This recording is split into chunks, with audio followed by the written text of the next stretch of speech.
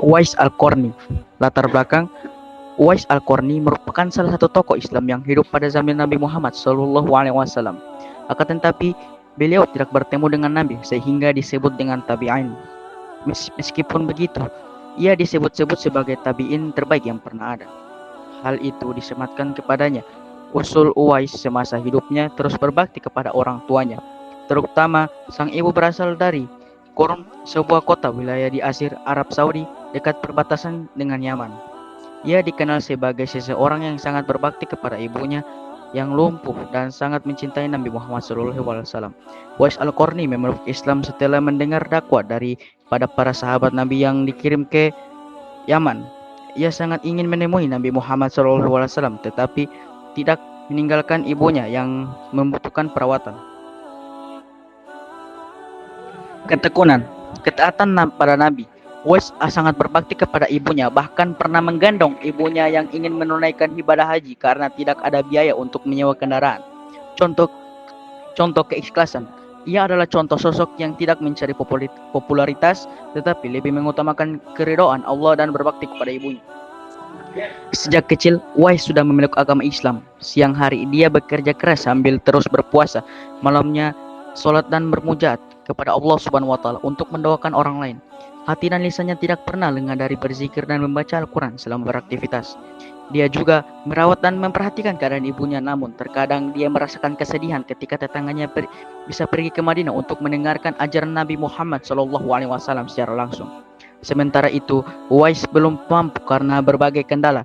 Dia sekadar mendengarkan cerita-cerita tentang Rasulullah, tetapi hal itu akan menumbuhkan kecintaan dan kerinduannya untuk bertemu Rasulullah. Dikisahkan ketika terjadi perang Uhud, Rasulullah SAW mendapat cedera dan giginya patah akibat dilempari batu oleh musuhnya. Kabar ini akhirnya terdengar oleh Uwais serta merta dia segera memukul giginya sendiri dengan batu hingga patah. Apa yang dilakukan sebagai salah satu bukti kecintaan kepada Rasulullah, sekalipun dia belum pernah melihatnya. Dia merenung dan bertanya dalam hati, bisakah satu saat nanti dirinya memandang wajah Rasulullah dari jarak dekat. Keistimewaan. Di antaranya keistimewaan Uwais Al-Qarni. Dia jika bersumpah demi Allah pasti terkabul pada hari kiamat nanti.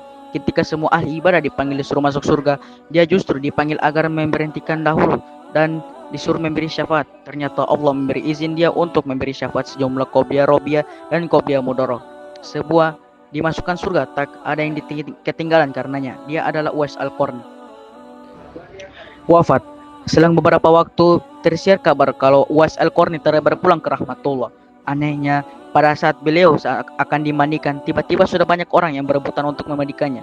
Dan ketika dibawa ke tempat pembaringan untuk dikafani, di sana sudah ada orang-orang yang menunggu untuk mengkafaninya. Demikian pula ketika orang pergi hendak menggali kuburnya, di sana ternyata sudah ada orang yang menggali kuburnya hingga selesai. Ketika usungan dibawa menuju ke pekuburan, luar biasa banyaknya orang yang berebutan untuk menyusunnya. Dan Syekh Abdullah bin Salaman menjelaskan, ketika aku ikut mengurusi jenazahnya hingga aku pulang dari mengantarkan jenazahnya, lalu aku bermasuk untuk kembali ke tempat penguburannya guna memberi tanda pada kuburannya. Akan tetapi sudah tak terlihat ada bekas kuburannya. Syekh Abdullah bin Salamah adalah orang yang pernah ikut berperang bersama Uwais Al-Qarni pada masa pemerintahan Sayyidina Umar radhiyallahu. Kesimpulan, keteladanan dalam berbakti kepada orang tua atau terutama ibu adalah salah satu ibadah terpenting yang bisa mengantarkan seseorang ke derajat tinggi di sisi Allah, melebihi kemuliaan duniawi. Kesabaran, keikhlasan, kesederhanaan, dan ketulusan dalam menjalankan perintah agama juga merupakan pelajaran penting dari kisah hidupnya. Demikian, itulah presentasi dari biografi Uwais Al-Qarni. Saya Abdian Soromatullah Polimengo tutup presentasi tersebut kali ini. Wassalamualaikum warahmatullahi wabarakatuh.